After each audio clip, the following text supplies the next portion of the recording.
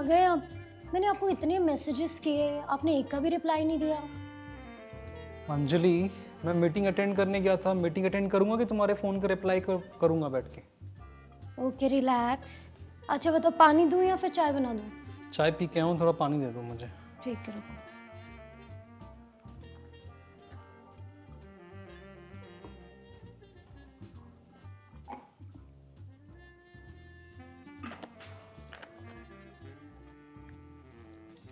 अच्छा प्लीज़ मुझे बताओ, मीटिंग कैसी रही, क्या नतीजा निकला? आपको पता है ना, मुझसे वेट नहीं होता। मैं इतनी देर से टेंशन में बैठी हूँ, पता नहीं क्या हुआ होगा। हम लोग सब वहाँ मीटिंग में थे, सारे बोर्ड मेंबर्स आए हुए थे, ट्रेजरर्स आए हुए थे। तो पास्टर विक्रम पे ये मतलब एलिगेशन लगाया गया है कि उन्होंने मिसमैनेजमेंट ऑफ फंड्स किया है उन्होंने। ओह गॉड, पास्टर विक्रम कैसे थे आप ये बताओ। वो बिल्कुल शांत बैठे थे, बिल्कुल नम्र। ऐसा देख के लग नहीं रहा था कि उनके ऊपर इतनी बड़ी आलोचना की गई हो। उन्होंने फिर बात करना शुरू किया। उन्होंने कहा नेता होने के हिसाब से सारी नज़र उनके ऊपर होती है, और उन्होंने ये बोला उन्होंने जो भी काम किया है सत्य के साथ किया है।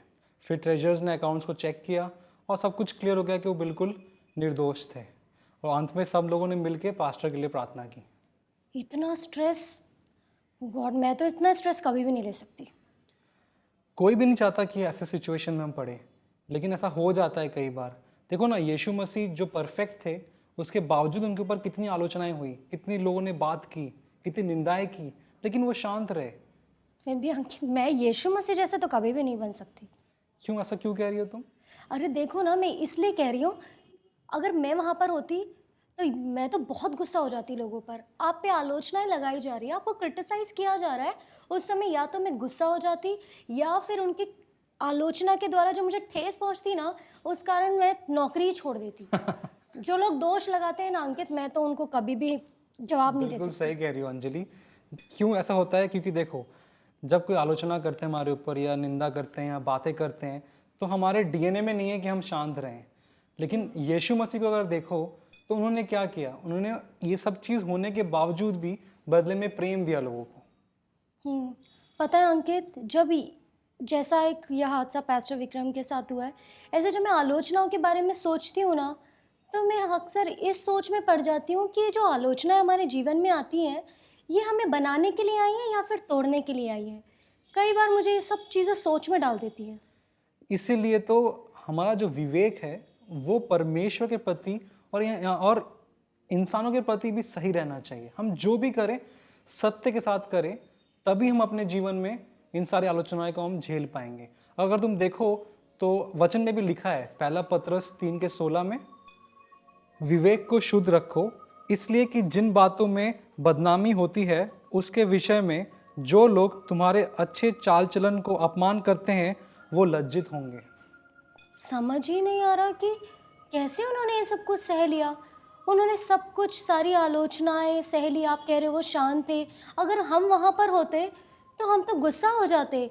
और या फिर जब हमारे ऊपर आलोचनाएं आ जाती है तो हमें तो इस बात का डर लगा रहता कि समाज में हमारी इमेज कैसी रहेगी, अब बिगड़ गई होगी, कैसे लोगों का सामना करेंगे।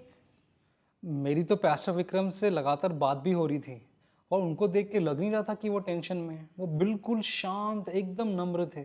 थोड़ी बहुत उनके दिमाग में चिंताएं ज़रूर होंगी, पर क्योंकि उन्होंने सब कामों को सत्य के साथ किया है, इसलिए उनके अंदर ये हियाव था कि वो इस आलोचना को झेल सकते थे।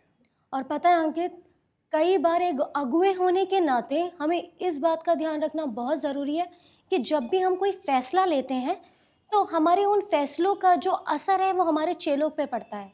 जैसे कि अभी मैं अनन्या के बारे में सोच रही हूँ कि मान लो अगर मैं कभी कोई गलत निर्णय लूँ तो उसका कुछ ना कुछ फ़र्क तो अनन्या के जीवन पे ज़रूर पड़ेगा। बिल्कुल सही। देखो ना, इस बात का ध्यान रखना बहुत ज़रूरी है कि हम क्या बोल रहे हैं और हमारा चाल चलन कैसा है। ऐसा ना हो कि हम बोल कुछ रहे हैं और हमारा चाल चलन कुछ और बता रहा है। ऐसा करेंगे तो लोग हमें झूठा समझेंगे। इसलिए बहुत ज़रूरी है हम जो कह रहे हैं हम वही चीज़ को अपने जीवन से दिखा सकें। और पता है अंकित, जब हम ये सोचते हैं कि जो कुछ हम अपने निजी जीवन में कर रहे हैं वो सब कुछ सही कर रहे हैं, अगर हम ऐसा सोचते हैं तो हम अक्सर अपने आप को धोखा देते हैं। क्योंकि हम जो भी कुछ हमारे निजी जीवन में करते हैं, हम ये सोचें कि उसका बाहर हमारे सामाजिक जीवन पर कोई प्रभाव नहीं पड़ेगा, तो हम ऐसा गलत सोचते हैं। क्योंकि अक्सर हमारे निजी जीवन में जो हम कुछ कर रहे हैं ना, उसका सामाजिक जीवन पर ज़रूर असर पड़ता है। और हमारा जो जीवन है वो प्रथम हमारा परमेश्वर के लिए होना चाहिए। अगर हम परमेश्वर के सामने अगर हम विश्वास योग्य रहेंगे तो हमें परमेश्वर उस विश्वास योग्यता के बेस पे हमें रिवॉर्ड करेगा, हमें तोहफे देगा। और कई बार परमेश्वर इस आलोचनाओं को, इन बातों को हमें हमारे जीवन में इसलिए लाता है ताकि वो हमें शुद्ध कर सके। और देखो अंकित, अगर हम समाज में रहते हैं तो क्रिटिसाइज तो किया जाएगा, आलोचनाएं तो आती रहेगी, क्योंकि समाज में जी रहे हैं तो नज़र हम पर हमेशा रहेगी। अब ये हम पर निर्भर करता है कि उन आलोचनाओं को हम कैसे लेते हैं। इस तरीके से लेते हैं कि वो हमें तोड़ने के लिए आई है, या फिर इस तरीके से लेते हैं कि वो हमें सुधारने के लिए आई है।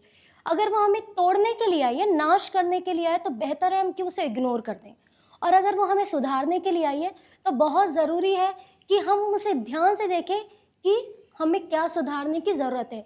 क्योंकि अंकित, हम इंसान हैं, हमें कुछ ना कुछ तो कमी होती ही है, बिल्कुल सही। और हमें बहुत ज़रूरी है कि हम जाने कि कौन सा पाप का स्वभाव हमारे अंदर है और उसे जल्द से जल्द हम दूर करें।